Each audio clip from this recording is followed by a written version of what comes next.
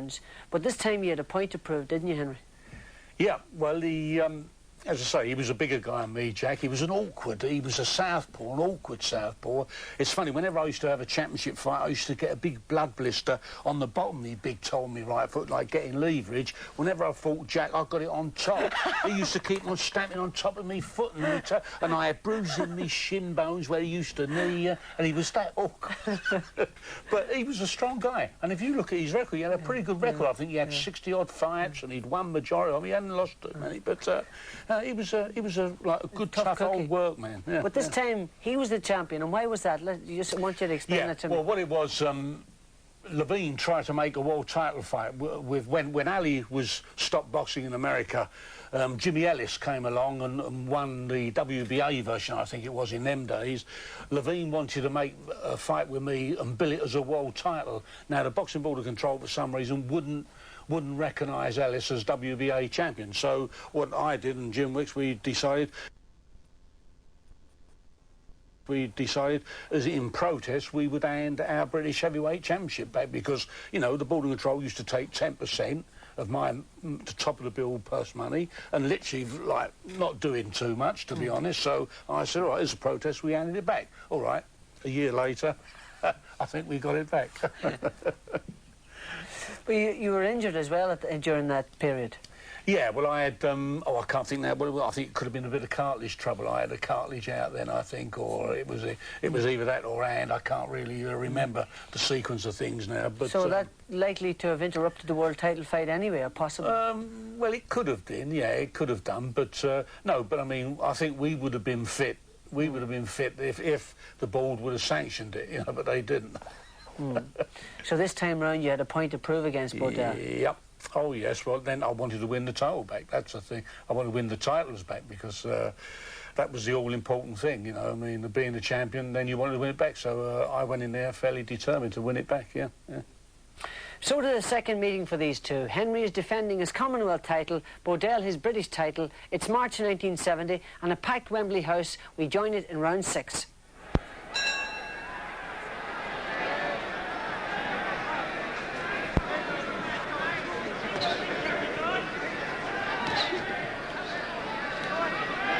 Well, now, most of the predictions for this fight indicated that Cooper would probably win inside 6 rounds.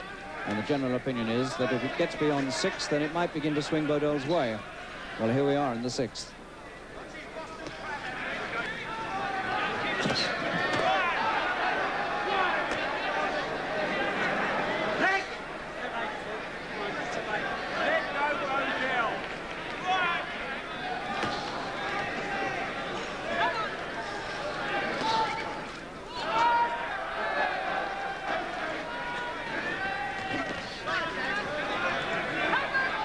And now there's some blood floating around Cooper's left eye above the eye.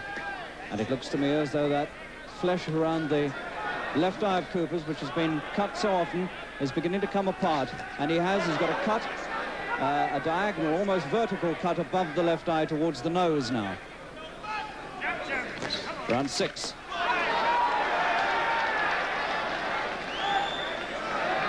And Cooper is in trouble with these cuts. They're not bad at the moment, but they threaten to get a lot worse. If ever he needed that left hook, he needs it right now.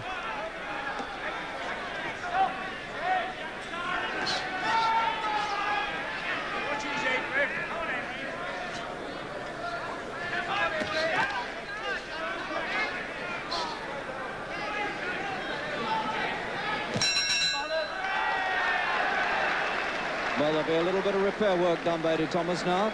There's a cut above the eye you see on the left-hand side. It's the one that Ed is applying the towel to now. And there's also a little nick on the left-hand side of the eye, over on the more towards the side of the face.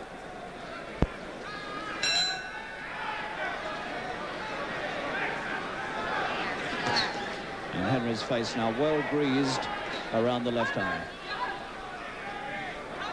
Bodell is unmarked.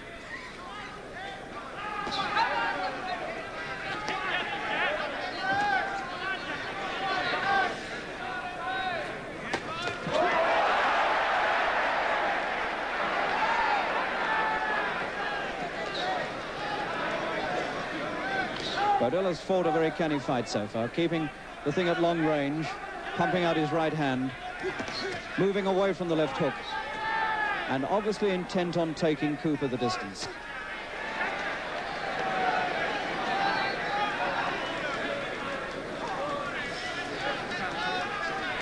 The eye no worse.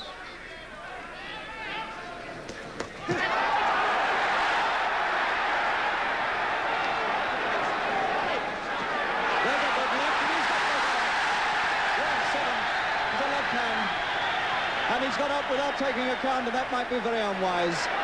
He's come straight up, Bodell. This is Cooper's big chance.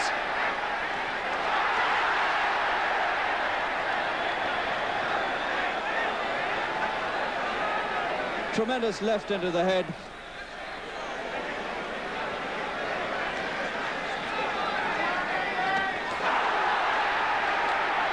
And Bodell's down for the second time. He took a punch, but he was also pushed. And he gets up again, and he doesn't want to count. And now Bodell is in real trouble, and the title is slipping away from him.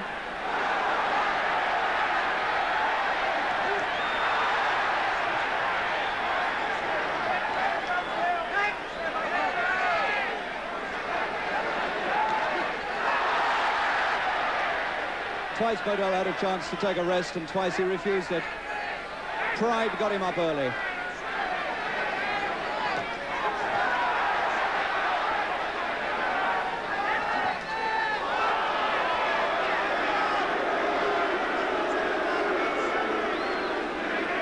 And now Bodell has got trouble on his face.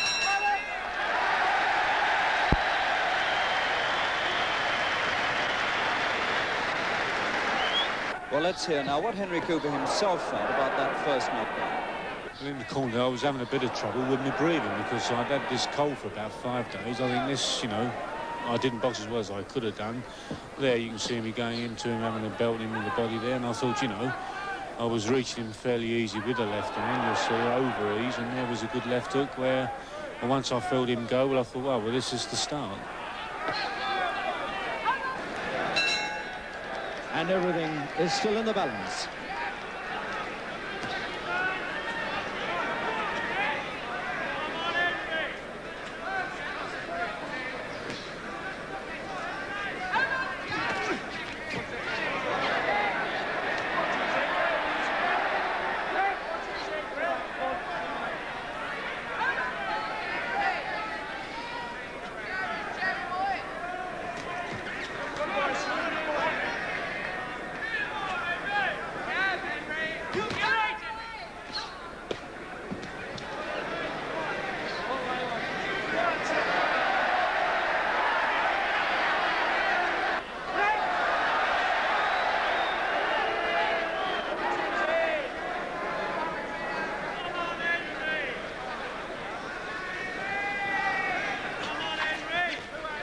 Six years difference between these two. Cooper nearly 36, Bodell 29. And one must feel that the further it goes, the better Bodell's chances must become.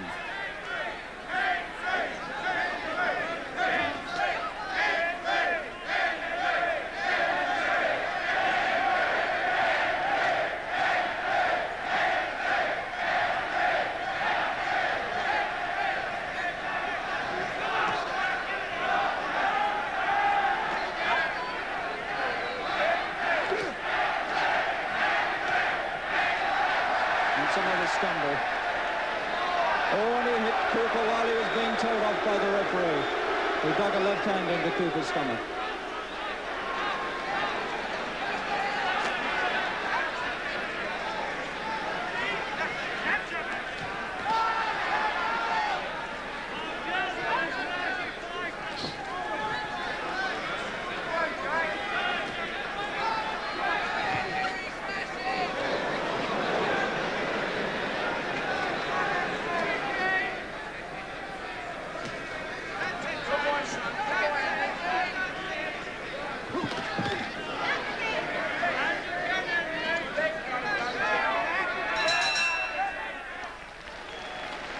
Well, 2 rounds there in which Cooper's not done too well.